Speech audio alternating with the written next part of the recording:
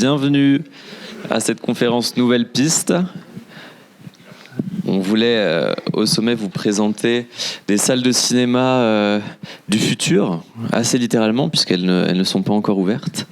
Voilà, c'est important pour nous, vous le savez, de pouvoir échanger sur nos pratiques, pouvoir voir ce qui se fait ailleurs, et on se disait que c'était intéressant de faire un petit showcase de ces 3 salles qui vont ouvrir donc courant 2026.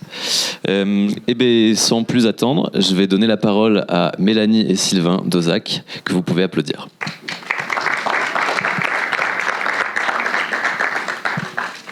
Bonjour à tous. Donc merci d'être là, on est très content de pouvoir introduire cette matinée aujourd'hui. On fait face tous aujourd'hui à de nombreux chamboulements sur le marché liés à différents facteurs. Il y a eu la crise sanitaire, il y a l'évolution des modes de consommation qui ont forcément un gros impact sur la fréquentation aujourd'hui.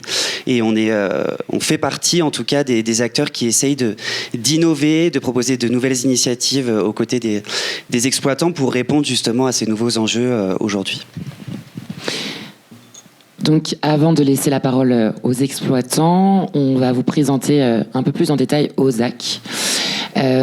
Pour la petite histoire, donc, on est 3 associés fondateurs de cette plateforme qu'on a lancée il y a maintenant 3 ans, après une année d'études auprès de spectateurs, d'exploitants, etc.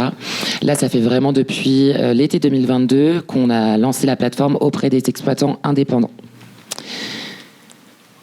Donc on a 3 objectifs principaux avec Ozac. Le premier, ça va être de vous aider à optimiser le remplissage de vos salles sur les créneaux les moins fréquentés. Donc pour ça, on vous laisse la main à 100% sur le choix des séances, sur le nombre de fauteuils par séance que vous souhaitez proposer et aussi sur le tarif. Pour vous donner petit ordre d'idée, généralement on est sur un nombre de fauteuils vraiment limité, entre 5 et 15 fauteuils par séance. Et sur le tarif, toujours un tarif supérieur au tarif proposé des cartes abonnées, puisque notre objectif, c'est pas du tout de toucher vos spectateurs fidèles qui viennent déjà au cinéma, mais vraiment de vous apporter un nouveau public ou d'amener plus de régularité dans la sortie cinéma auprès des spectateurs occasionnels. Et donc pour ça, notre travail au quotidien, ça va être de mettre en place des actions de communication localisées autour de chaque cinéma partenaire pour donner un maximum de visibilité au cinéma. Et au-delà du cinéma, un maximum aussi de visibilité à la programmation, notamment la programmation art et essai qu'on souhaite vraiment démocratiser auprès de ses spectateurs. Concrètement, comment ça fonctionne ? Ozac aujourd'hui est connecté à l'ensemble des systèmes de billetterie du marché, ce qui permet aujourd'hui une remontée automatique de la programmation de nos cinémas partenaires, donc pas besoin de faire une double saisie de la programmation et des séances. Tout remonte sur Ozac et chaque exploitant est libre d'avoir entre guillemets sa propre stratégie sur la plateforme, de choisir les séances qu'il a envie de proposer, le nombre de sièges limité et le ou les tarifs pour toucher ces nouveaux publics. Tout se fait du coup sur la plateforme Ozac. Tout peut se faire aussi en temps réel. À tout moment, un exploitant peut venir retirer des places, en ajouter une séance au dernier moment en fonction des facteurs, s'il fait beau, si on a un mauvais temps, etc. S'il se rend compte qu'il y a trop de personnes finalement que prévu, plus de personnes que prévu dans la salle, il peut venir retirer les places sur Ozac effectivement pour privilégier la vente sur place des tickets à tarif plein. On a une plateforme du coup qui permet de suivre en temps réel, comme je disais, toutes les ventes, les statistiques et la data qui est liée sur les ventes des spectateurs du cinéma. Et pour finir, on met aussi à disposition une plateforme qui permet aussi d'avoir des insights, d'avoir de la data qui est traitée pour comprendre un peu les enjeux et ce que peut apporter Ozac pour l'exploitant. Donc on peut suivre les ventes mensuelles, on peut suivre les tranches d'âge des spectateurs, leur taux de réachat, leur fréquentation à l'année, et si vraiment du coup il y a un impact pour pouvoir le comparer avec les données de la billetterie du cinéma. Donc ça, c'était pour toute la partie exploitant. Pour le côté spectateur, c'est très simple. Ozac, c'est une application et un site internet. Donc le spectateur indique sa ville pour pouvoir visualiser les séances disponibles. Il sélectionne son film, sa séance, réserve directement sur Ozac.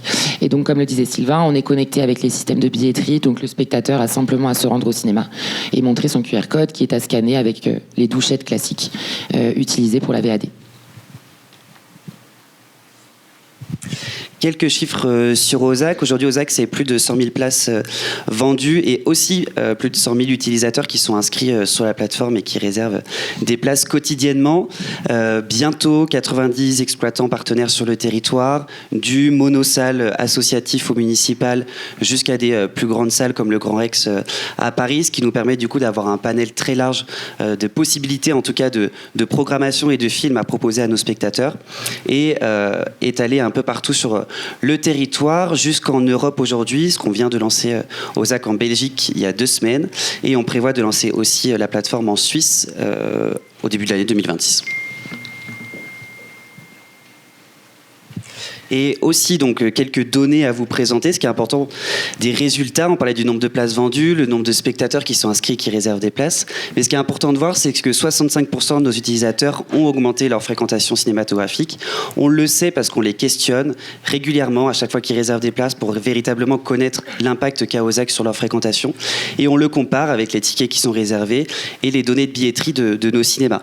Donc vous avez un graphique tout en haut. Je ne sais pas si vous allez le voir, mais c'est la fréquentation de nos spectateurs avant l'utilisation de Ozak. La partie en blanche, c'est les spectateurs qui n'allaient pas du tout au cinéma. Donc on en a quand même 20% d'entre eux qui sont des nouveaux spectateurs pour nos salles.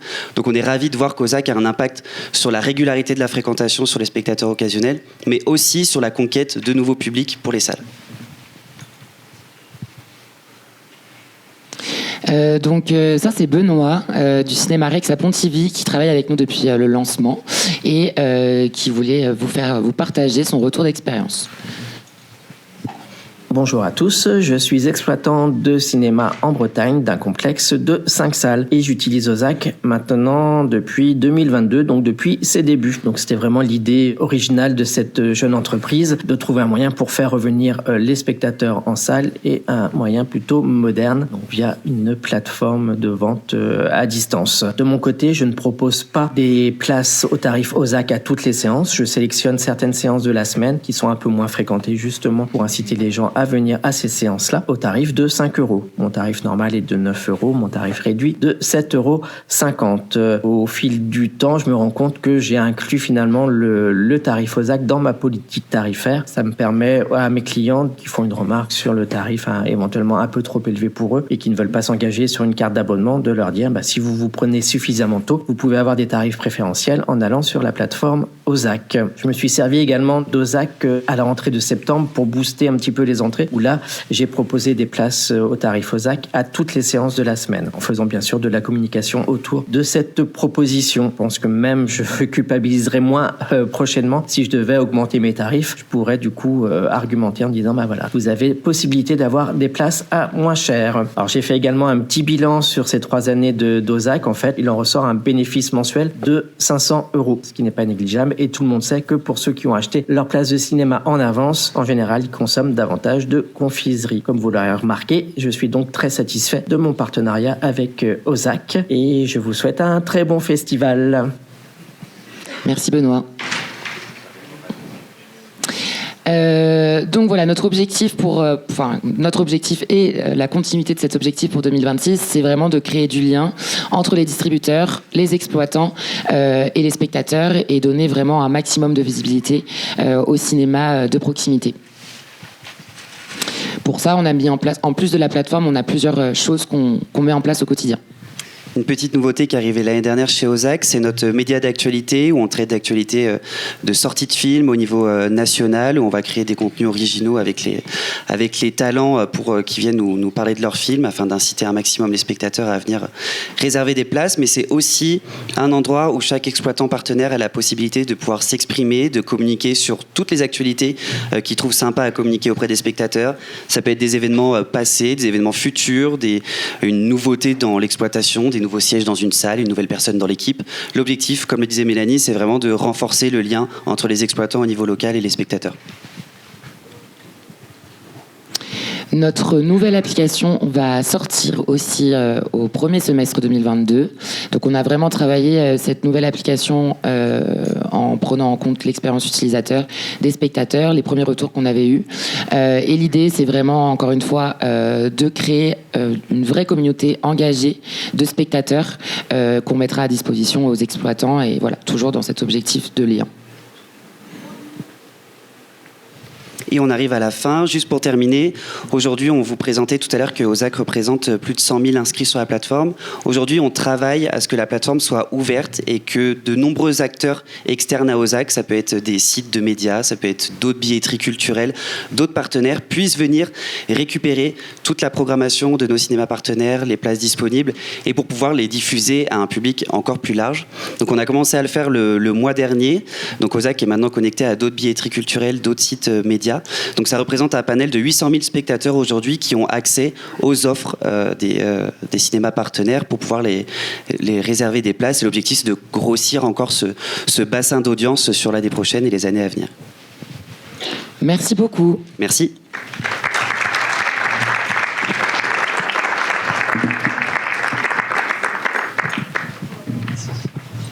Merci OZAC. Alors notre première salle de cinéma, c'est le Patio à Gex. Pour la présenter, on a son responsable Benjamin Gondard qui n'a pas pu venir aujourd'hui, donc il est présent par Zoom. Il va apparaître sur la télé, le voilà. Eh bien Benjamin, je te laisse la parole. Bonjour à tous, merci Quentin pour l'introduction. Donc, je suis responsable du cinéma de Gex. On est dans l'Ain, une ville de 15 000 habitants à la frontière avec la Suisse. La donnée qui est importante aujourd'hui à retenir, c'est que c'est un cinéma RSA qui a 4 labels, le seul du département. Et on a retrouvé nos chiffres d'avant Covid. On se situe même dans les 5 meilleures années de la période 2007-2019. Et au printemps 2026, on ouvrira un nouveau cinéma. On va déplacer et agrandir notre cinéma actuel pour avoir 3 écrans, toujours en cœur de ville. Alors après des semaines où j'ai pas mal fourni de chiffres à mes élus, j'ai eu envie de partir sur autre chose et de vous raconter une histoire de personnes qui m'ont inspiré. Voilà. Donc, je sais pas si les diapos se lancent parce que du coup j'ai pas le retour. Ah si, c'est bon, vous les avez. Parfait. Donc d'abord, vous avez Marie-Louise, 73 ans. Pendant le Covid, elle a découvert les plateformes SVOD. Elle était bien chez elle, au chaud, pas de file d'attente, pas de bruit, pas besoin de sortir la voiture. L'habitude s'était installée. Et pourtant, aujourd'hui, Marie-Louise, elle est revenue au Patio. Pourquoi ? Parce que son torréfacteur parlait de cinéma avec une autre personne et qu'il présentait ça, notre programme papier, pensé, travaillé, distribué dans tous les commerces sur un territoire entier. Et puis, il y a Inès, 16 ans. Elle a grandi avec les plateformes. Le cinéma n'est pas dans ses habitudes. Pour la première fois, elle revient par elle-même avec une copine. Elle espère surtout trouver un lieu où elle se sentira à l'aise.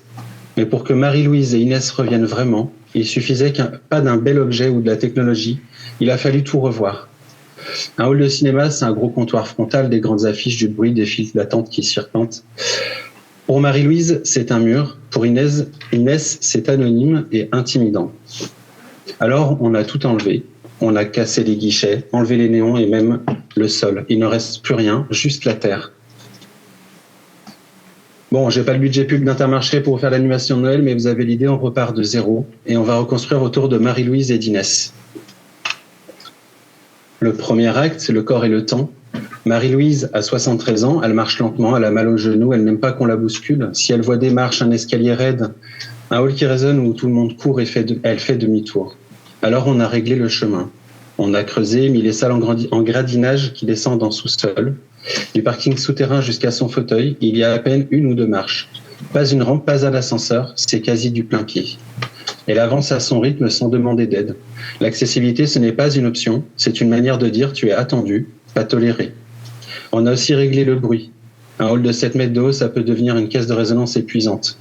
On a épaissi les murs, désolidarisé la dalle des salles, traité les plafonds, choisi les matériaux jusqu'à la colle des carrelages pour absorber les pas, les chocs, les voix. Quand Marie-Louise pousse la porte, le brouhaha du monde s'arrête. Elle souffle. Et surtout, on lui a donné du temps. Le hall n'est pas immense, mais il est pensé comme un sas de décompression. Les séances sont décalées, il y a toujours un creux entre 2 entrées de salle. Marie-Louise peut arriver en avance, s'asseoir, respirer. Elle n'est pas prise dans un entonnoir. Deuxième acte, la façon dont on habite ce hall. Oui, le comptoir existe toujours, il sert au gros flux, au soir de très forte affluence. On exploite un cinéma, pas un monastère. Il faut pouvoir encaisser vite quand 150 personnes arrivent en même temps. Mais en dehors de ces pics, on a voulu autre chose. C'est là qu'intervient notre caisse mobile. Alors, je fais un petit peu de promo au passage. Marie-Louise, elle, ne va pas se mettre debout dans une file. Elle arrive en avance et s'assoit dans un canapé avec une tisane ou un chocolat chaud préparé avec des produits locaux. Nous avons aussi une fontaine à eau plate et pétillante, des sirops de qualité et des gourmandises. Et c'est Luc, agent d'accueil, billetterie et projection, qui vient à elle avec ce petit terminal. Il s'assoit à côté et lui dit « On a le temps, vous préférez être plutôt au milieu ou près de l'allée pour sortir facilement ?» Le placement numéroté, le terminal mobile, tout ça n'a qu'un but, lui enlever la peur de bloquer la file, de mal faire et ralentir ce moment de l'accueil. Et Inès 16 ans dans tout ça. Pour elle, l'enjeu, ce n'est pas de marcher lentement, c'est de se sentir en sécurité dans son corps. Quand elle découvre dans les toilettes un distributeur de protection périodique gratuite avec des produits bio choisis, c'est un message silencieux. On a pensé à toi, tu as ta place ici, y compris les jours où ton corps te complique la vie. C'est un détail, mais pour une jeune femme, ce détail pèse plus qu'un mur d'affiches. C'est aussi ça, l'accessibilité, enlever des freins dont on ne parle jamais. Troisième acte, la vie humaine derrière tout ça. Pour que Marie-Louise et Inès soient accueillies de cette façon, il fallait que l'équipe partage cette culture du calme, du soin, de l'inclusivité. Alors, on a aussi changé la manière de recruter. Au Patio, l'équipe est polyvalente, accueil, billetterie, projection, toujours en binôme pour garder la mobilité et la sécurité. Pour recruter 2 nouveaux agents, je n'ai pas voulu faire un recrutement hors sol dans un bureau.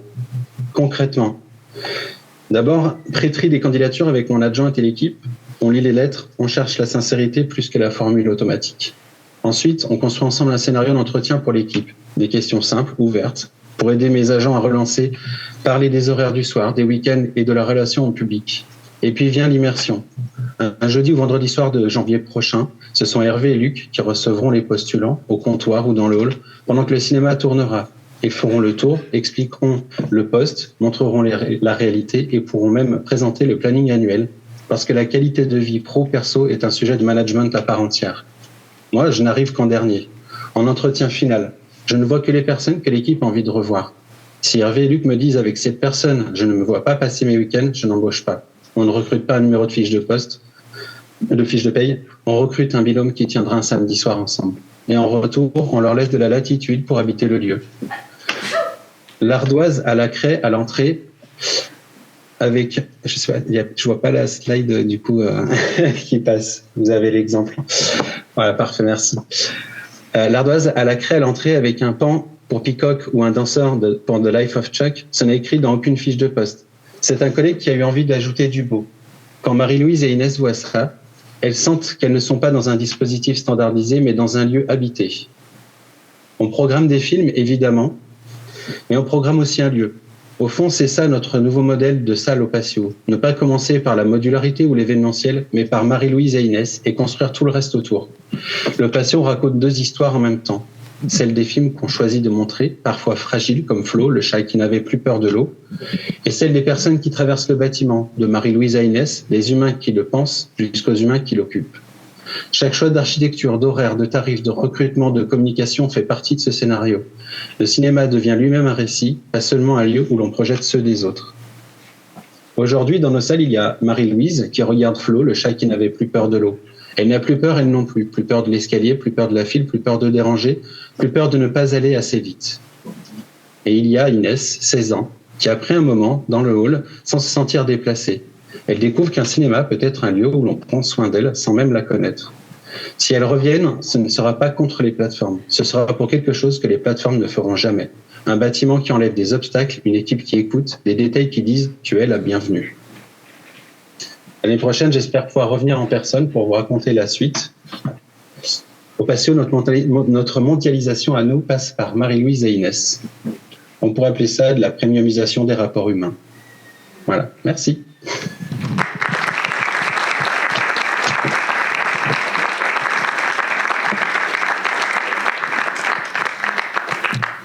Est-ce que vous avez des questions peut-être dans la salle à poser à Benjamin sur le Patio, sur le processus de recrutement, ce genre de choses? Pas de questions? Eh ben, moi, j'en ai peut-être juste une pour toi, Benjamin. Je monte un peu le volume parce que du coup, j'ai un mauvais retour. Mais je t'écoute, vas-y. Donc, tu nous disais que c'est un cinéma municipal, c'est ça? Il a été 100% financé par la commune ou l'agglo? Oui, absolument. Aujourd'hui, le cinéma, avec les subventions qu'on a pu obtenir, que ce soit au niveau nationale au niveau des équipements DETR. Je ne sais pas si certains connaissent, c'est les dotations d'équipements territoires ruraux en territoire fragilisé au niveau des équipements culturels. On a aussi des aides départementales et régionales. Et donc à ouverture, le cinéma sera déjà rentabilisé. Donc on pourra partir sur une base saine où on ne devra pas calculer le retour sur investissement du bâtiment. Ok. Et tu m'avais parlé de géothermie pour utiliser le chauffage ou la climatisation.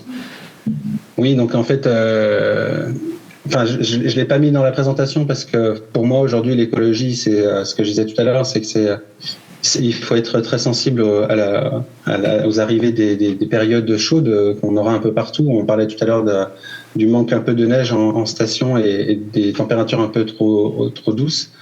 Et en fait, dès la conception du bâtiment, j'ai proposé aux architectes d'enterrer justement le cinéma pour qu'on puisse profiter de la géothermie et économiser donc sur les énergies, aussi bien pour le chauffage que pour le rafraîchissement. Si bien qu'aujourd'hui, dans les visites de chantier que j'ai pu avoir, en ayant toutes les portes du cinéma ouvertes, on était dans des températures de salle à 15 degrés, sans traitement d'air. Donc c'est une très bonne base pour nous pour pouvoir partir sur un rafraîchissement très doux l'été. On aura très peu besoin finalement de climatisation. Et même cet été, quand j'étais dans les salles toutes portes ouvertes, on était sur du 19 degrés max. Donc je sais même pas si on aura besoin de climatisation à vrai dire. C'est impressionnant. Ok, on a des questions dans la salle.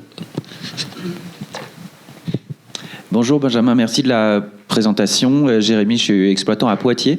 Et est-ce que, pour la fondation d'un nouveau cinéma comme le tien, est-ce que tu peux nous donner un peu l'architecture globale des ressources humaines ? C'est-à-dire, je parle de binômes, etc., mais comment ça s'organise ? Comment vous programmez le travail des projectionnistes, etc., dans le temps ? Et éventuellement aussi peut-être un petit point sur les SIAP et autres mesures de sécurité sur un grand lieu comme le tien. Oui, alors le cinéma, nous, on a structuré l'équipe avec... on a convenu avec les élus de partir sur une base de 6 employés en 6 ETP, en équivalent temps plein. Donc, il y a moi en tant que responsable. J'ai mon adjointe qui, en fait, est adjointe pour qu'une toute petite partie de son temps, parce que le reste du temps, elle est médiatrice. Et donc ça représente à peu près 90% de son temps. Et ensuite, nous aurons donc 2 binômes pour la partie accueil-projection. Et ce qui me permet en fait de pouvoir modéliser sur une année, c'est une obligation pour nous dans nos règles internes de notre commune. Donc on est obligé de faire des plannings à l'année. Et donc j'ai pu modéliser l'utilisation du cinéma pour qu'on puisse avoir une ouverture au public de 14h à 23h avec ces 6 ETP. Donc en couvrant tout ce qui est évidemment arrêt, maladie, congé, payé et tous les besoins aussi au niveau des scolaires en matinée. Et donc on est ouvert toute l'année, sauf pour 4 journées autour de Noël et du jour de l'an.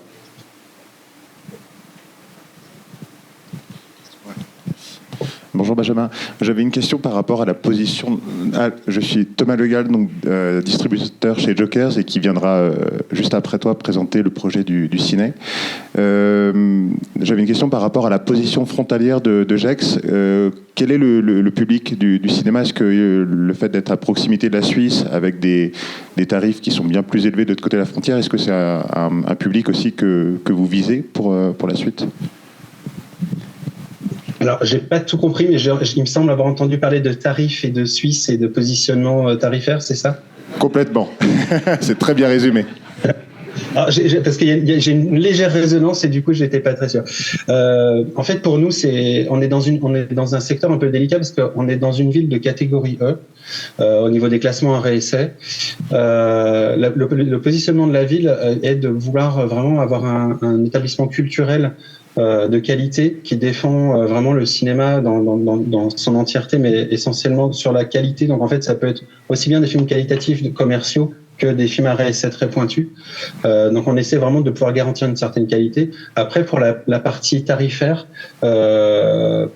on a souhaité vraiment garder une accessibilité pour tout le monde, toujours dans l'esprit d'accessibilité.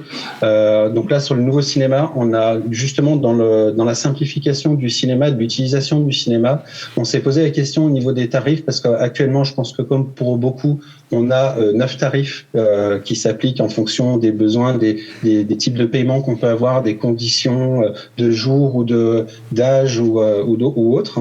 Et on s'est posé la question là-dessus. On s'est dit on va simplifier. Ça contribue à l'épuisement global, toutes ces tarifications complexes quand on arrive en caisse. Alors on s'est dit l'idéal, c'est pour que le public puisse venir, c'est de se dire c'est très simple. En fait, au final, on n'a plus qu'un seul critère. Enfin, 2 en réalité, mais on a vraiment un seul critère qui définit le tarif. Donc on aura le tarif réduit qui ira jusqu'à 25 ans, qui sera de 5 €. Donc ça sera au démarrage du cinéma, on réévaluera après, mais on veut pas non plus trop augmenter. Et pour que ça soit vraiment pas agressif, mais vraiment accessible, parce qu'ici on a aussi bien des personnes qui travaillent en Suisse que des personnes qui travaillent en France, dans des conditions de vie qui sont très chères. On a dans le Pays de Gex un niveau de vie qui est équivalent à Paris intramuros. On a la 2e ville la plus chère de France en termes d'immobilier. Donc j'essaie de situer un petit peu au niveau du niveau de vie du Pays de Gex. C'est plutôt les catégories CSP+, voire CSP++. Mais à côté de ça, on a aussi des personnes qui travaillent en France avec des SMIC et qui du coup galèrent un petit peu. Donc on a envie de vraiment rester accessible et démocratique. Donc on a mis cette grille tarifaire. Et donc à partir de 26 ans, le tarif plein sera à 8 €. Après, on a la possibilité, avec le CCS, on va mettre en place une carte, donc le Centre communal d'action sociale, pardon, les acronymes, voilà.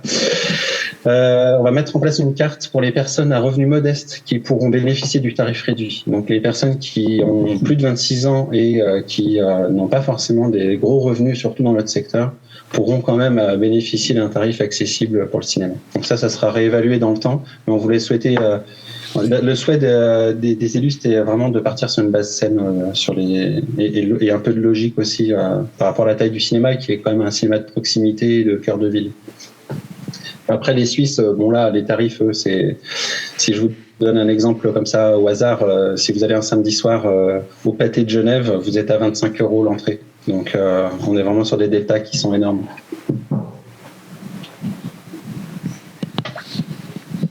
Est-ce qu'on a une dernière question dans la salle ? Non. Eh bien, merci beaucoup, Benjamin, pour cette super présentation.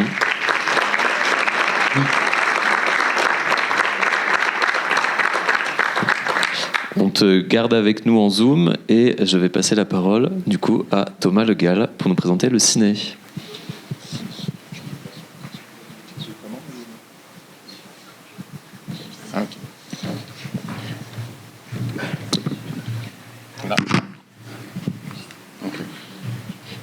Alors, bonjour à toutes et tous. Donc je suis très content de venir vous parler du ciné ce matin. Donc moi, je viens sous ma casquette de bénévole au sein de l'association La Sierra qui porte le projet du ciné. Mais à côté, dans ma vie professionnelle, on se connaît plutôt sous cette identité-là. Je suis distributeur chez Jokers, où je salue mes collègues au fond là-bas. Donc voilà, l'activité de distributeur me plaît énormément. C'est toujours mon activité principale. Mais ça fait plus de 15 ans maintenant que je suis en contact avec les salles et ça me démangeait depuis un moment de m'impliquer dans un projet et j'ai eu la chance du coup de rejoindre la Sierra, qui est une association de quartier dans le 18e arrondissement et qui porte depuis maintenant 8 ans un projet de cinéma qui a beaucoup évolué. Alors là vous voyez sur la slide, vous voyez la façade du bâtiment. Donc c'est un projet qui devrait ouvrir vers février-mars 2026, mais qui a mis beaucoup de temps il y a une gestation assez longue. Au début, ça vient d'un projet du budget participatif de la ville de Paris, où l'association locale a pu obtenir un budget pour un cinéma sous chapiteau, montable et démontable en fonction des friches disponibles dans le nord de Paris, donc plutôt au quartier Porte de Clignancourt. C'est un projet qui a failli se faire, mais il y a eu le Covid qui a tout arrêté. Et ensuite, on a complètement on a réfléchi à nouveau sur le projet et on l'a complètement reconfiguré. Et on a eu la chance qu'il y a un bricorama, donc le bâtiment que vous voyez là, qui a fermé, et avec une surface de 1800 m² qui était complètement vide. Donc on a fait un intense travail de lobbying avec l'association auprès des élus de la ville de Paris, du CA de Paris Habitat, pour leur demander de nous le louer à un tarif un peu plus avantageux et d'en faire un cinéma, mais pas que. Parce que c'est un peu le but de ce matin, c'est de vous montrer un projet qui va être qui est un peu hybride et qui ne ressemble pas à grand-chose en France aujourd'hui, mais qui s'inspire aussi énormément de bonnes pratiques qui est un peu partout dans l'exploitation en France. Et d'ailleurs, je me présente à vous aujourd'hui, mais avec beaucoup d'humilité, parce que en fait, toutes les idées qu'on est en train de mettre en place, c'est aussi beaucoup de choses que j'ai observées depuis des années avec plein de gens que je vois dans la salle, dont j'admire beaucoup le travail. Et donc, en fait, c'est surtout beaucoup de copiage, mais dans le bon sens du terme. Alors, donc là, vous avez... Donc la Sierra, donc c'est l'association qui porte le projet. C'est une association de quartier qui existe depuis 2008 et qui a un rôle assez essentiel dans ce quartier des porte de Clignancourt, porte de Montmartre, qui fait de la médiation culturelle auprès des jeunes du quartier et qui a cette implantation qui est hyper importante pour le futur du cinéma, puisque les gens connaissent déjà la Sierra depuis longtemps. Tous les jeunes du quartier y sont passés, ont fait du montage, ils ont filmé des documentaires, ils ont fait du court-métrage, du son. Donc c'est une association qui est extrêmement bien implantée dans le quartier. Voilà, donc une photo justement du lieu avant qu'on ait entamé les travaux. Donc les travaux, ils ont démarré début janvier 2025. Donc c'était une surface de supermarché, en fait, de magasin de bricolage. La difficulté qu'on avait avec ce lieu-là, c'est qu'on ne pouvait toucher ni au sol ni au plafond, parce qu'en dessous, il y a le métro, la ligne 4, qui fait un demi-tour sous le bâtiment, donc on ne pouvait pas creuser, et il y a des HLM au-dessus du bâtiment qui ne permettent pas de surélever le lieu. Donc il a fallu trouver des solutions pour créer 2 salles de cinéma à l'intérieur et avoir toutes les autres activités qui arrivent à trouver leur espace. Dans ce projet, donc on n'est pas tout seul. C'est la Sierra qui a initié le projet, mais on a 2 partenaires importants qui vont co-gérer le lieu avec nous. Et c'est là où vous allez voir la particularité du lieu, c'est qu'on a vraiment à cœur d'être un lieu culturel et social. Donc on est aidé pour ça par la Fondation de l'Armée du Salut, qui va gérer plusieurs activités au sein du lieu. Ils vont avoir des cuisines partagées, qui s'adressent à un public, à des gens qui habitent dans des hôtels sociaux, qui n'ont pas forcément de cuisine, de la place pour faire à manger. Donc ils vont pouvoir le faire dans des lieux, en plus de convivialité, de faire des boîtes et pouvoir les faire réchauffer chez eux après. Donc il y en a plusieurs qui existent déjà dans Paris, dans le nord de Paris. Donc là, ça va être un nouveau lieu qui va être disponible pour eux. La Fondation, ils vont aussi gérer une épicerie solidaire et un restaurant qui va être co-géré avec une asso qui fait attention à ce qui est proposé en termes de nourriture, en termes d'emploi aussi. On est sur une entreprise solidaire, une association solidaire. Et on a aussi la Mission locale de Paris qui, elle, est plus spécialisée sur l'emploi des jeunes et sur l'orientation. Donc, qui auront des bureaux aussi au sein du lieu. Donc là, vous avez une vue du boulevard. Donc, on est placé sur le bord du tramway de la ligne T1 ou T2, j'ai un doute. Donc là, je vous présente la zone où on est implanté. Donc, au début, ce projet il est venu du constat qu'il manquait. Alors, Paris a un maillage assez exceptionnel, peut-être sans doute le maillage le plus dense au monde, mais dans le nord de Paris, il manquait un cinéma. Pour vous donner un peu la configuration, il y a le Luxor qui est à la frontière entre le 10e et le 18e. Il y a le Studio 28 qui est sur la butte Montmartre, mais tout ce qui est au nord de la butte, il n'y a rien. Donc on a fait une étude de marché où on a pu voir qu'il y avait une zone qui était assez importante, où il y avait un manque, surtout sur une offre de proximité. Donc là, c'est le plan du lieu. Vous voyez qu'il est divisé en plusieurs zones. Donc vous avez toute la partie en bleu, en haut à droite, qui est la partie qui est occupée par la mission locale de Paris, donc tous leurs bureaux, les salles de réunion, les salles de formation. La partie bleu clair en bas, ça c'est la partie restaurant. Et vous avez les 2 salles de cinéma. Il y en a une qui est au milieu du bâtiment, où toutes les activités tournent autour. Et il y en a une autre qui est un peu plus en haut à gauche, qui est au fond du bâtiment. Et en vert, en bas à gauche, vous avez les cuisines partagées et l'épicerie solidaire. Pour vous parler des 2 salles, ce sera 2 salles de 82 et 85 places.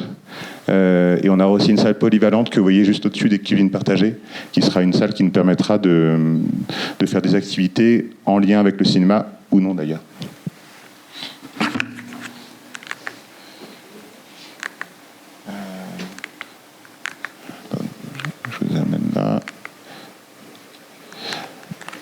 Voilà, donc après, pour vous parler un peu très rapidement de la programmation, donc on est sur un cinéma de 2 écrans qui seront homologués CNC, bien sûr.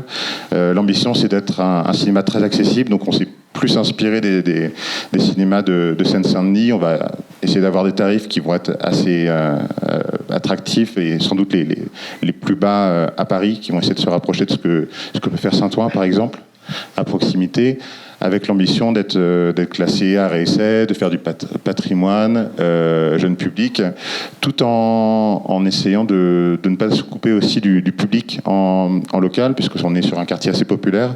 Et donc on est en train de réfléchir en ce moment. Il y a plein de comités qui se mettent en place pour créer des cases sur du cinéma un peu plus populaire. On réfléchit aussi à la VF, qui est un sujet en soi. Voilà, donc on va essayer de tout faire tenir. Et donc on a engagé récemment Guillaume Loradour, qui est le nouveau directeur programmateur du lieu, qui a déjà fait ses armes à Tremblay et à Argenteuil, et qui va nous aider à structurer tout ça et à faire le lien avec tous les comités d'habitants, parce qu'il y a déjà beaucoup d'habitants qui sont impliqués dans le projet depuis de nombreuses années, qui travaillent déjà à préfigurer le lieu et sa programmation. Voilà, je vais m'arrêter là pour la présentation, et puis si vous avez des questions, du coup, on peut échanger.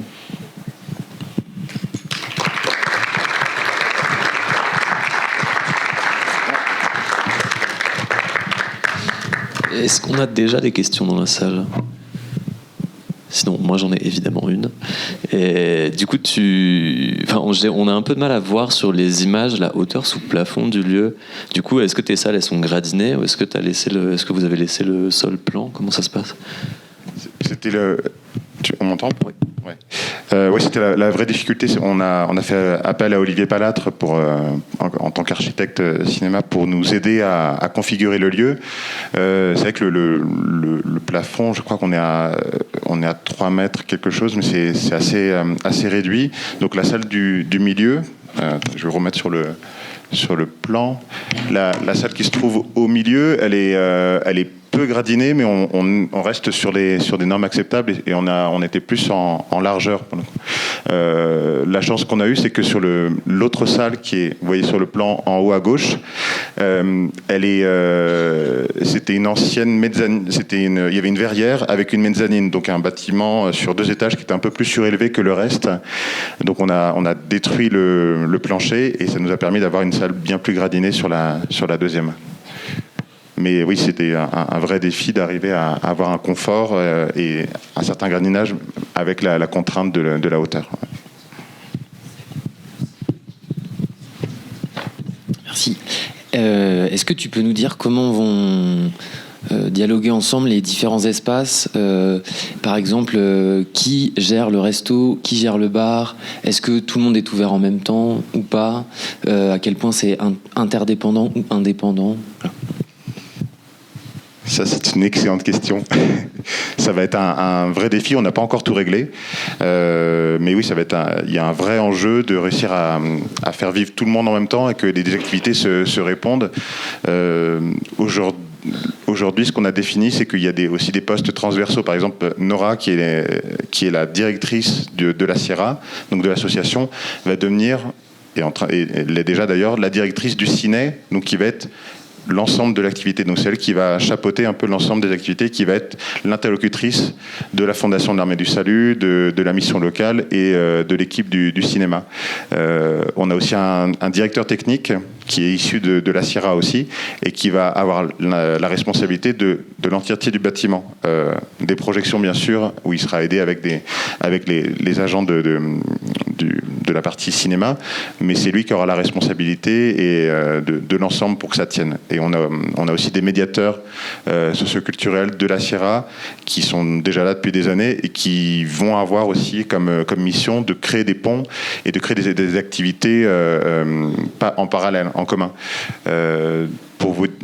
Par exemple, pour le restaurant, c'est pas la Fondation de l'Armée du Salut qui la gère directement. Il passe par un prestataire qui s'appelle La Table de Cana, qui est un acteur solidaire et engagé qui va gérer le restaurant, donc pour des repas le midi et le soir, mais par contre la partie bar, elle va être gérée par l'équipe du cinéma en tant que telle. Mais effectivement, il y a beaucoup d'événements à imaginer. On a un gros travail à faire sur le jeune public aussi. Donc ça va être co-géré par la partie ciné et la partie Sierra, parce que la Sierra existera toujours pour continuer ses missions de médiation culturelle auprès des jeunes. Mais oui, il y a encore énormément de choses à caler, et je pense qu'au début, ça va être un beau bazar, en vrai. On le voit d'ailleurs déjà pour y aller de temps en temps, sur place, de voir comment ça se passe à la Sierra. En fait, c'est une sorte de ruche, c'est-à-dire que les gens connaissent tellement bien le lieu qu'ils viennent, ils rentrent, ils sonnent dans les locaux de l'association, et il y a toujours beaucoup de monde, beaucoup d'autres acteurs associatifs du quartier qui viennent les voir. Donc c'est une implantation qui est assez chouette, et qui nous donne plutôt l'espoir sur le fait de réussir à créer une dynamique et en faire vraiment un lieu de rencontre, d'échange, malgré sa position qui est un peu excentrée, puisqu'on est sur un secteur de porte, et on sait qu'à Paris, les cinémas de porte ont quand même connu des difficultés, et en connaissent toujours, pour réussir à créer une dynamique et avoir une fréquentation suffisante. Mais nous, on veut vraiment que ce soit un lieu vivant, et le quartier en a besoin. C'est un quartier qui a longtemps été considéré comme abandonné. Il n'y a pas beaucoup de restaurants dignes de ce nom. Tout est fermé le soir. C'est pas forcément bien fréquenté. Donc on a à cœur de créer une nouvelle dynamique dans ce lieu, et qui va être une sorte de pôle d'attraction aussi pour beaucoup de choses vertueuses qui vont déborder sur tout le quartier.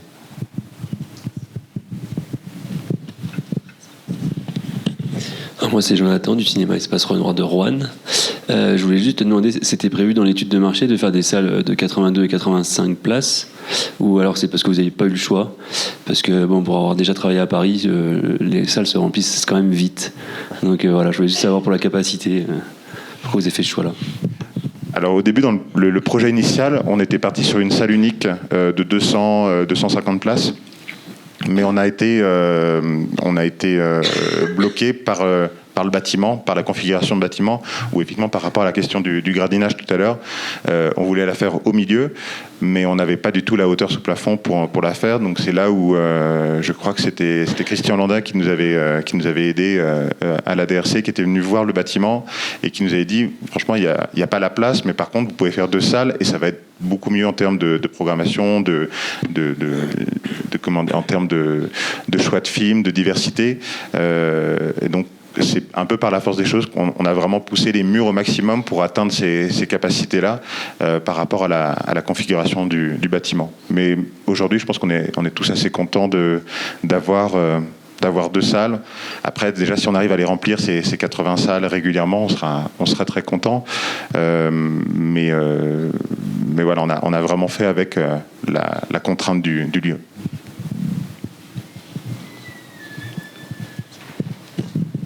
Alors, bonjour, donc Thomas, le directeur démissionnaire de Clichy-la-Garenne. Moi, j'ai une question par rapport à la mission locale de Paris et puis l'Armée du Salut.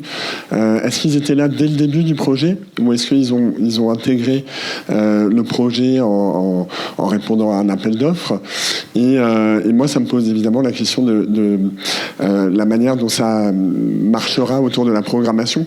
Est-ce qu'il y aura des échanges avec eux sur la programmation? Est-ce qu'ils voudront un regard sur ce qui se fait ou pas? Voilà. Non, il n'y aura pas de regard. Par contre, il y aura effectivement, on va essayer de faire des choses en commun. C'est vrai qu'on adorerait avoir un festival qui se fasse en lien avec la Fondation de l'Armée du Salut. Il y a forcément des choses qu'on va pouvoir mettre en place, mais aujourd'hui, c'est pas encore totalement acté. Eux, ils sont arrivés après. C'est-à-dire que c'est vraiment la Sierra qui a porté le projet de bout en bout, qui a vraiment fait un travail énorme de lobbying pour avoir ce bâtiment. Et une fois qu'ils l'ont eu, c'est quand même 1800 mètres carrés. Donc il fallait le remplir et c'est là où ils ont cherché des partenaires. L'avantage, c'est que c'est une asso qui est extrêmement bien implantée, comme je vous le disais. Donc il y a des liens qui se sont créés assez rapidement avec la mission locale qui cherchait un nouveau lieu dans le 18e. Ils en ont un autre, plutôt côté 17-18, mais ils avaient besoin d'un nouveau point d'ancrage dans le quartier, donc ça tombait bien, et en plus ça nous permet d'avoir un acteur assez stable pour occuper une partie des locaux. Et la Fondation, je crois qu'il y avait des liens amicaux et beaucoup déjà d'échanges entre la Sierra et la Fondation depuis longtemps, donc ça s'est fait assez naturellement, et ils ont été aussi hyper importants pour structurer le projet et même être crédibles par rapport à nos interlocuteurs, que ce soit les interlocuteurs publics ou privés, d'avoir justement ce pôle entre la Sierra, la Fondation, la mission locale. Ça permet d'avoir quelque chose de plus structuré. Est-ce qu'on a une dernière question ? Bonjour, Isabelle Vanini de l'AFCA. Donc j'ai eu la chance de visiter les locaux, donc je vois très bien. Ce qui m'a interpellée, c'est l'histoire du métro qui fait demi-tour en dessous. Est-ce que vous êtes sûr qu'on ne va pas entendre le métro depuis les salles de cinéma? Ce qui arrive à Paris fréquemment. Ce qui peut arriver, oui. On a quelques expériences. Non, là il y a eu des études dessus. Et pour le coup, l'équipe, elle est régulièrement sur place et on n'entend pas de bruit. C'est plus bas, mais effectivement, structurellement, il fallait absolument pas toucher à ça, mais il n'y a pas de problème d'isolation. Merci beaucoup, Thomas. Merci. Et si vous êtes du passage à Paris, n'hésitez pas à me contacter ou à contacter Guillaume pour venir visiter ou venir nous faire coucou. Voilà, l'endroit est accessible même pendant les travaux. On peut faire des petites visites et nous, ça nous aide énormément. C'est vrai je dois avouer qu'on a eu beaucoup de chance d'avoir des gens, notamment dans l'exploitation ou même dans les pouvoirs publics, qui nous ont énormément aidés et pour être plutôt distributeur et de voir de l'autre côté de la barrière, j'étais assez impressionné par la générosité qu'on a eue de tous les exploitants qu'on a pu interroger et qui nous ont ouvert les bras, qui nous ont donné beaucoup de conseils, et donc on est toujours preneurs parce que c'est vous qui êtes aussi au quotidien dans ces problématiques-là, donc je vous remercie.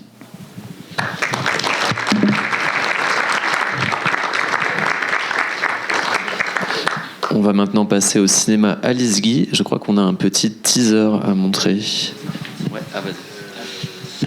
Bonjour, je suis Victor, le directeur du cinéma Alice Guy, et j'ai une petite vidéo de 2 minutes, un peu comme Benjamin, pour mettre en avant des futurs spectateurs et spectatrices, et elle a été réalisée par une vidéaste balbinienne en collaboration avec l'agence SO, qui est partenaire aussi, ou a été partenaire du festival. Donc je vous laisse la découvrir et ensuite je vous montre le cinéma. Pour savoir où l'on va, il faut savoir d'où l'on vient. Du talent brut à la vie dure, on taille le jams avec nos mains. J'ai toujours pas fini de rêver. Je croise des Guy en bas de chez moi, des barres de rire plus qu'à la télé. Et des fois je pense qu'à Nachave, comme Alice Guy, les codes je veux briser, glisser, hisser l'étendard bobo, je vis le talent aiguisé. Bobigny, scène à ciel ouvert, clair-obscur vibrant où chaque souffle est un concert. Sous tes tours, sur tes rails, notre histoire se dessine. Des destins qui s'entrelacent en récits qui s'illuminent. Carrefour des cultures, mélodie des accents, chaque mur a sa voix. chaque rue son talent. Tes quartiers sont des fresques, tes places des refrains. Chaque jour, tu fais vibrer ta créativité sans fin. Aujourd'hui, un nouveau chapitre éclaire le décor. Un écran s'allume, une promesse éclot encore. Alice Guy, inscris ton nom dans ma ville. Première dame du ciné, pionnière du game. Fière de nos couleurs, fière de nos habitants. Les halles deviennent des rêves et les fenêtres, des balcons d'opéra. Il est là notre cinéma, si attendu, si désiré. Et c'est nous les acteurs. Notre emblème, c'est la fierté. Notre terre au sans nationalité. Nous aussi on veut voyager, voir grand, vibrer, s'émerveiller. S'asseoir dans l'ombre, lumière au fond. Et s'envoler au premier son de la projection. On grave nos prénoms sur l'écran, le ciné à notre effigie. Dans le générique, des milliers de noms, mais au fond, on s'appelle tous Bobigny. Faïk, Christine, Yasmine, Bintou, Julia, Hamza, Ilyes, Léo. Bobigny, 100 ans de cinéma gravé. Ici c'est chez nous, ici c'est notre QG. Alice Guy, tu sais qu'un peuple t'attend. Fais-nous rire, trembler, pleurer, danser. On poussera tes portes, on remplira tes sièges. Bienvenue à Boboche, notre nouveau cinéma.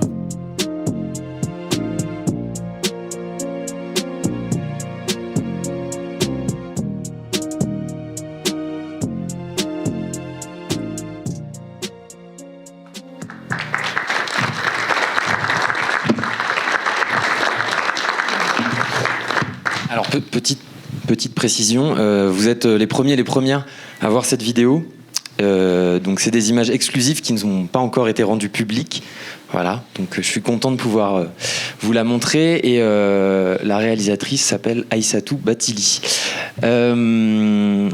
Alors, vous avez sur certains des sièges des petits dépliants sur lesquels il est indiqué ouverture à la rentrée 2025. De toute évidence, le cinéma n'est pas ouvert. Et pendant longtemps, on a annoncé une ouverture au 17 décembre. C'était avant-hier. Donc finalement, la bonne nouvelle du retard, c'est que ça me permet de vous présenter le cinéma aujourd'hui. Sinon, j'aurais pas pu venir. Et puis, on a géré l'impatience des équipes, des habitants un peu comme on pouvait. Je vais vous montrer un peu les projets qu'on a développés. C'était important pour moi de vous montrer aussi un petit peu des images de ce qu'est Bobigny, qui est une ville de 55 000 habitants. C'est la préfecture de la Seine-Saint-Denis. C'est une ville à la fois avec des grands parcs, mais aussi des grandes tours, qui a un réseau de transport très dense et qui n'a plus de cinéma depuis un petit moment. Et je voulais aussi remercier mes collègues parce que cette présentation, à la base, c'est une présentation pour les scolaires qu'on a un peu remaniée. Donc merci à Roxane et Anne-Gaëlle qui m'ont aidé à vous donner quelques images. Et oui, vous dire que la projection que vous voyez ici, c'est un nouveau quartier. Le cinéma, il est construit en même temps qu'un ensemble de commerces, de logements, de bureaux. Et donc, il y a un vrai renouvellement urbain avec l'idée de créer un centre-ville à la place d'un ancien supermarché. Tout ça étant dans une architecture de dalles un peu vieillissante. Alors, généralement, on commence par Alice Guy avec les enfants à qui on présente la salle.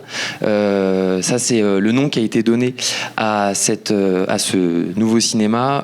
C'est une cinéaste qui a longtemps été invisibilisée, oubliée, et qui, depuis une quinzaine d'années, est mise à l'honneur à juste titre. On redécouvre ses films, son héritage et... je tiens à saluer l'engagement de la directrice artistique du cinéma, Ariane Mestre, qui a contribué aussi à faire d'Alice Guy une figure un peu plus vue, même si là vous avez aussi la statue qui a été fabriquée pendant les Jeux Olympiques.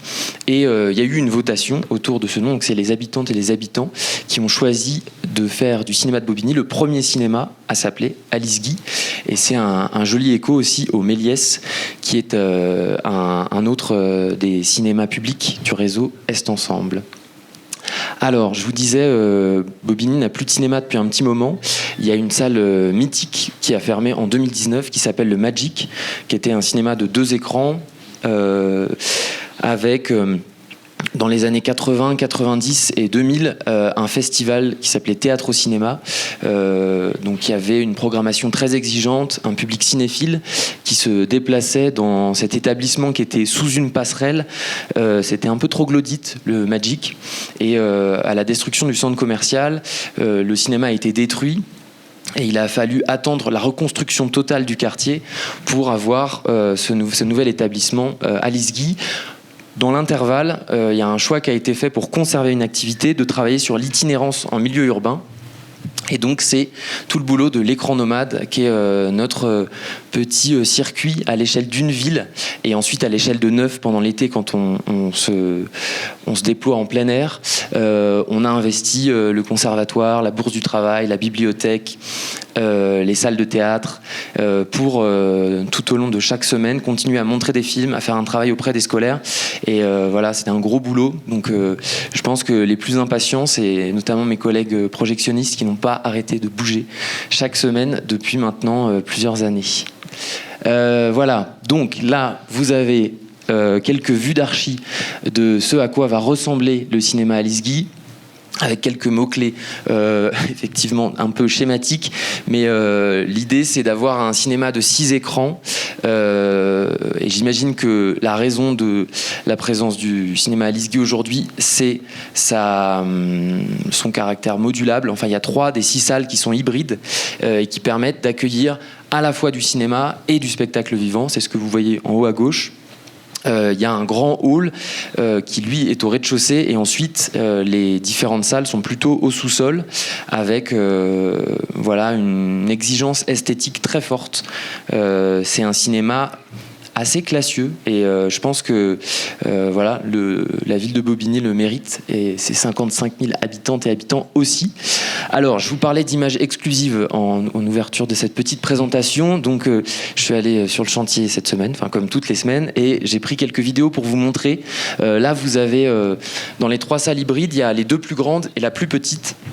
Ça, c'est la salle 1 qui a un grand plateau permettant d'accueillir potentiellement du théâtre, de la danse, des formations musicales un peu nombreuses, enfin avec beaucoup de musiciens, et tout un système de perches équipées qui va nous permettre de travailler avec une régie son, une régie lumière, d'embaucher des intermittents pour avoir une programmation culturelle à côté du cinéma, en résonance avec les films qu'on pourra proposer. Et normalement là, vous avez un très beau panoramique, tout à fait maîtrisé, pour vous rendiez compte un peu des volumes. Donc là, il n'y a pas encore les rideaux, il n'y a pas encore l'écran, mais voilà, ces petites lampes de la salle 1. Et ensuite, il y a la salle 2 et la salle 6. La salle 2, c'est celle qui est sur les... Ah mais en fait, je l'ai là aussi. Qui est en haut à droite et en bas à gauche, qui a la particularité d'être une salle avec des gradins escamotables. Donc on peut rétracter l'intégralité des fauteuils pour avoir un format concert debout et organiser des DJ sets, des fêtes tout au long de la nuit, des concerts de... plutôt, à mon avis, musiques urbaines, musiques actuelles. Et il y a un système son qui est voilà, assez génial. Et la salle 6, là, c'est une petite salle qui est la seule à être au rez-de-chaussée avec potentiellement un accès séparé qu'on va utiliser pour faire des locations de salles et aussi beaucoup pour le travail de médiation. Parce que là, il y a un plateau très grand, sans scène, mais également un système de régie son et lumière qui nous permettent d'organiser peut-être, je sais pas, des choses qui ne nécessitent pas d'avoir un plateau en bois, mais qui peuvent être... et la jauge étant de 70 places, qui sont peut-être aussi des choses plus expérimentales, avec une audience un peu moins nombreuse. Attention, qu'est-ce que c'est que ça ? Vous avez vu apparaître là ? Vous savez ce que c'est dans cette petite housse ? C'est la boule à facettes qui nous a été livrée et qui fait intégralement partie de l'équipement de la salle. C'est une boule à facettes multicolore. Donc voilà, le côté festif du cinéma à Lisguy est complètement assumé. Il faut dire que... Thomas parlait du quartier dans lequel s'implante le ciné. À Bobigny, c'est un peu pareil. La vie nocturne n'est pas extrêmement développée, même si le nouveau quartier, ces nouveaux restaurants, il y a une ambition, mais bon, là, on veut, nous, avoir également un lieu de convivialité qui soit ouvert à toutes et tous, et ouvert en soirée, et qui permette de redynamiser un petit peu l'espace public balbinien, et notamment au moyen du hall. Je vous parlais des avantages à prendre du retard. Il se trouve que sur les plans était fait mention d'un espace de ciné-café, donc c'était juste un bar qu'on aurait dû mettre, et c'est super, à disposition des associations, mais de manière sporadique. On a décidé de l'investir complètement et d'en faire un lieu ouvert en permanence. C'est pas tout à fait encore... on est sur le chemin et en bonne voie. On va du coup accueillir normalement une librairie dans le hall du cinéma avec la possibilité de boire du café, du thé, de se poser et de venir aussi acheter des bouquins, parce qu'à Bobigny, il n'y a pas de librairie. Et pour une ville de 55 000 habitants, c'est un manque. Donc voilà, l'idée c'est d'avoir un espace de librairie généraliste qui soit exploité, pas par nous en direct, mais plutôt par un ou une libraire, plutôt déjà avec un établissement dans le secteur, pour venir en complément de nous, tout ce qu'on va pouvoir proposer. Le cinéma Alice Guy s'appelle Alice Guy, mais aussi a un parrain qui est Jean-Pascal Zadi. Voilà, je vous invite à regarder notre compte Instagram. Il a fait des très chouettes vidéos où il avait tout à fait, pris en compte le retard des travaux et voilà, se montre beaucoup plus prudent que nous dans ses annonces. Et vous voyez un petit... très joli visuel de popcorn, puisque on va être la première salle de notre réseau à vendre de la confiserie, et c'est un vrai enjeu dans l'établissement parce que il y a eu beaucoup de rencontres avec les habitants, il y a eu beaucoup de temps d'enquête avec notamment l'agence Sceaux, et ce qui remonte systématiquement, c'est la question du popcorn. Allez-vous vendre du popcorn ? Si vous ne vendez pas de popcorn, vous n'êtes pas un vrai cinéma. Et donc, on a complètement intégré ça et on a fait du popcorn un enjeu d'action culturelle à Bobigny. Et donc, on aura une véritable confiserie en bonne et due forme dans le hall du cinéma.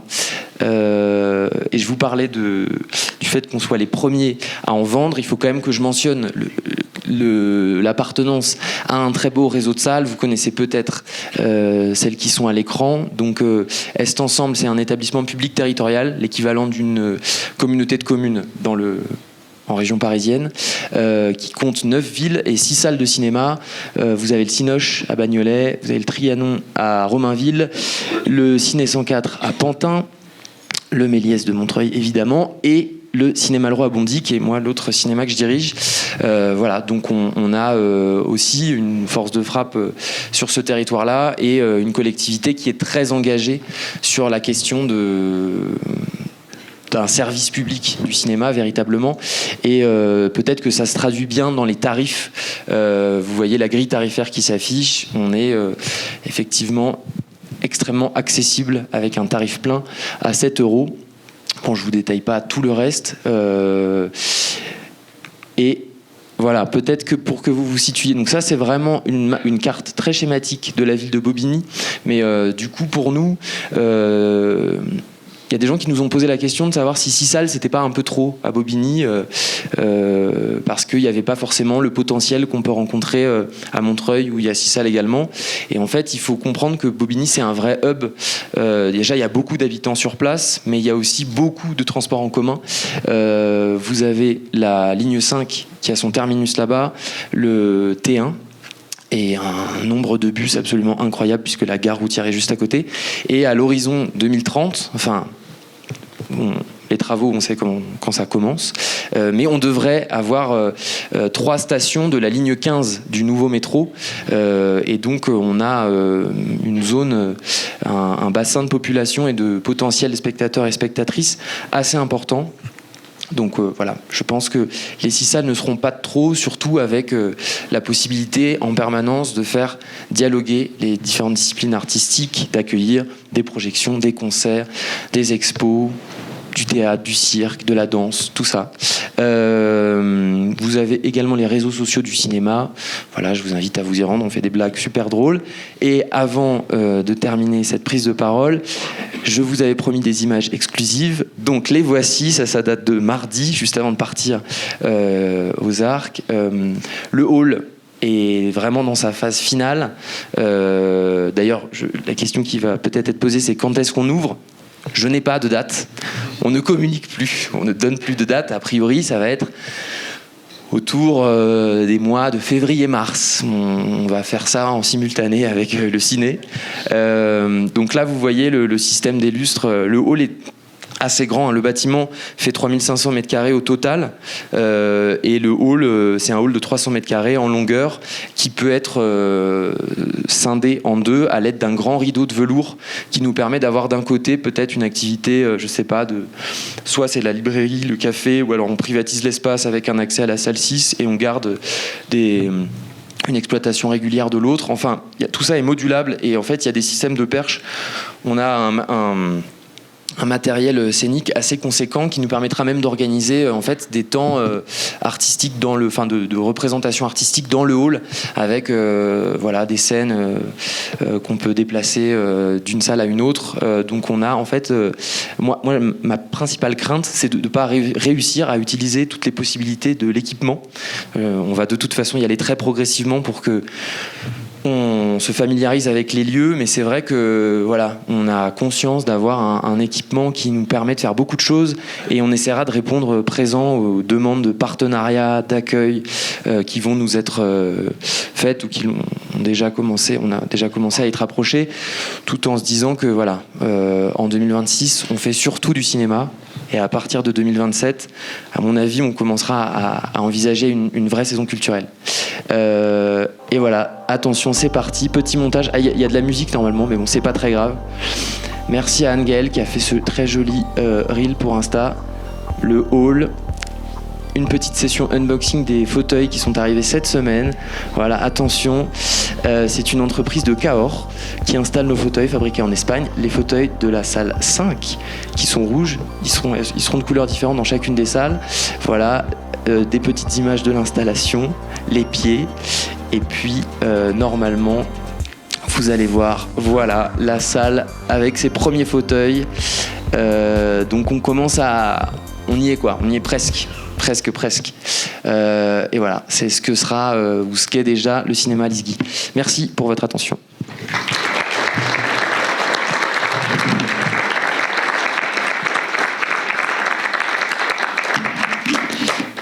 Alors on va faire quelques questions un peu juste rapides parce qu'on dépasse le temps qui nous est alloué. En attendant que vous réfléchissiez à vos questions, moi je voulais te demander, Victor, est-ce que vous allez continuer l'activité de cinéma en plein air, et si oui, comment ça va s'articuler avec le cinéma ?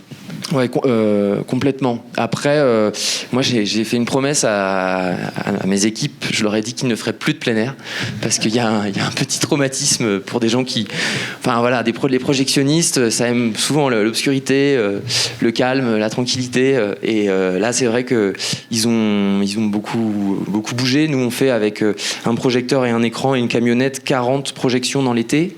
Et donc cet équipement-là, il n'est pas réinstallé dans la salle. Il va rester pour qu'on puisse se déployer à nouveau sur le territoire.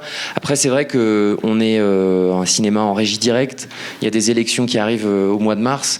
Donc il y a aussi une volonté politique derrière le fait de proposer ces séances gratuites en plein air, parce que il faut mobiliser des gens. Mais je crois que l'ambition est là. Enfin, il y a un vrai projet de poursuivre, parce que on a beau avoir 6 salles, il y a quand même plein de quartiers, de villes où on touche moins les habitants et les habitantes, et pendant l'été, c'est le moment où on se déplace et on va dans les coins les plus enclavés du territoire. Donc on devrait poursuivre avec l'embauche d'une équipe ad hoc. Et moi, j'aimerais bien ne pas avoir à le gérer cette année, parce que ça risque de faire beaucoup.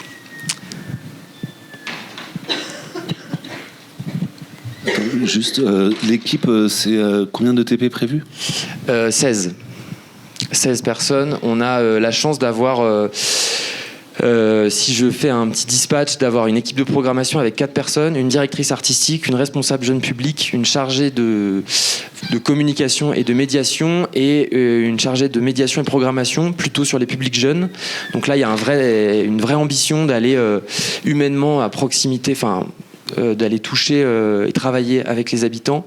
Et après, on va avoir un responsable technique, 2 projectionnistes à temps plein, qui seront uniquement en projection. On aura une chargée d'administration et après sur la caisse accueil, là c'est un peu plus fragmenté parce qu'il y a des temps pleins, des temps partiels et il y a 2 postes à 75% qui font projection caisse et sinon les autres c'est plutôt caisse accueil majoritairement. Voilà, sachant qu'on a l'ambition d'être ouvert tous les jours de l'année et on fait pas de séance publique le matin mais évidemment des scolaires et on aimerait, c'est ce qui est prévu, avoir 3 séances de midi dans la semaine, 3 jours avec des séances de midi, parce que Bobigny, c'est une ville où travaillent plus de 20 000 personnes. Et en fait, on aimerait, comme c'était le cas déjà dans la programmation du Magic, pouvoir proposer aux gens de venir se faire une séance sur leur pause déjeuner.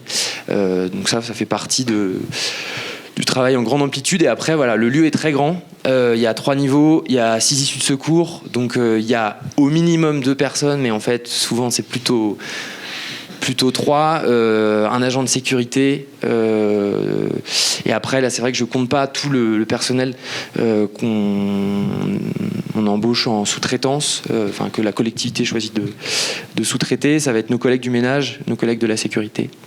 Voilà, je crois que j'ai à peu près dessiné l'équipe dans son ensemble. Coucou, merci pour la présentation, ça a l'air vraiment super. J'avais une question, j'ai peut-être raté quelque chose dans la présentation, mais je sais que les cinémas d'Est Ensemble sont hyper reconnus pour leur travail sur l'action culturelle et tout ça. Est-ce que dans l'architecture du lieu, il y a un espace dédié pour les ateliers, l'action culturelle et tout ça, ou est-ce que c'est lié à la modularité de certaines salles ou de l'espace d'accueil? Je me demandais quelle place vous aviez laissé dans l'architecture à ce travail-là qui, je pense, va être hyper important pour vous. C'est un peu le manque le manque. On va voir. Moi, je pense que la salle 6, elle a un peu cette ambition-là, parce qu'en fait, elle a vraiment un plateau très grand et on peut imaginer plein de choses sur des ateliers de réalisation, de création, avec toutes les tranches d'âge, mais on n'a pas de salle polyvalente dans laquelle on pourrait venir on pourrait venir travailler avec des petits ou grands groupes. Donc il faudra utiliser le hall et cette salle 6. En revanche, on a des espaces de stockage monumentaux. Pour la petite histoire, on a en fait découvert que 300 mètres carrés de vide de construction avait été attribué au cinéma et c'était pas prévu dans les plans initiaux. Donc c'est un espace en sous-sol, au moins 2, mais par endroit il fait 10 mètres d'eau. Donc on s'interroge sur comment on peut l'utiliser. Ça c'est vraiment pas pour tout de suite parce que là il faut faire fonctionner le cinéma. Mais en fait au sein du réseau d'Est Ensemble et plus largement au sein du réseau de Cinéma 93, l'asso départemental, on s'interroge sur la manière de faire dialoguer la diffusion et la création. Donc on pourrait imaginer de la même manière que la clé, je crois, l'a envisagé, avoir des espaces de post-production, travailler des choses qui n'ont pas besoin de la lumière du jour parce que là on est vraiment sur des espaces clos. Mais sur une salle de médiation à proprement parler, non. Après on a une salle de réunion, on peut imaginer, si on est avec une demi-classe, faire des choses à cet endroit-là. Est-ce qu'on a une dernière question ?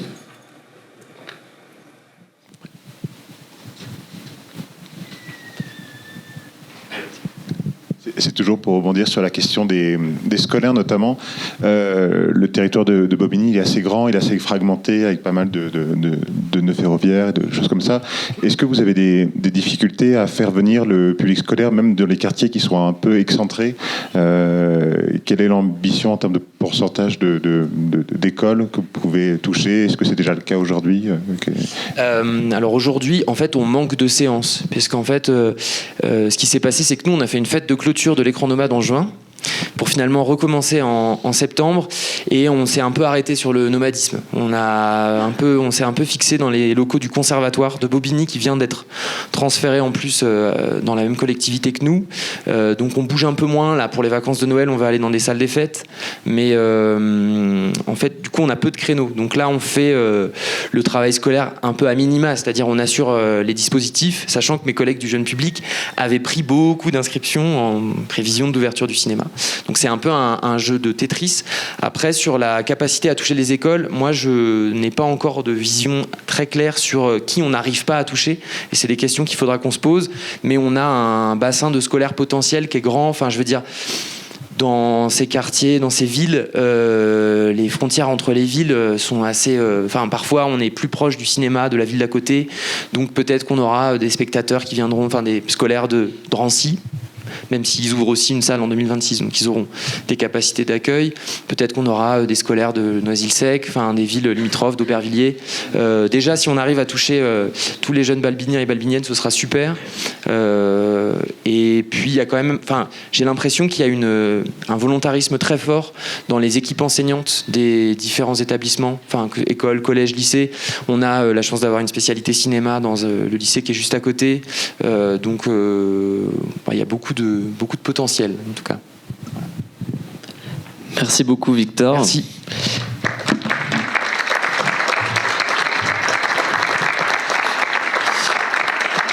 Merci. Merci à vous trois, Victor, Thomas et Benjamin. Merci également à Sylvain et Mélanie d'Ozac. On se retrouve dans une petite vingtaine de minutes à la salle A2000 pour le film Les Filles du Ciel. Et merci d'être présents avec nous.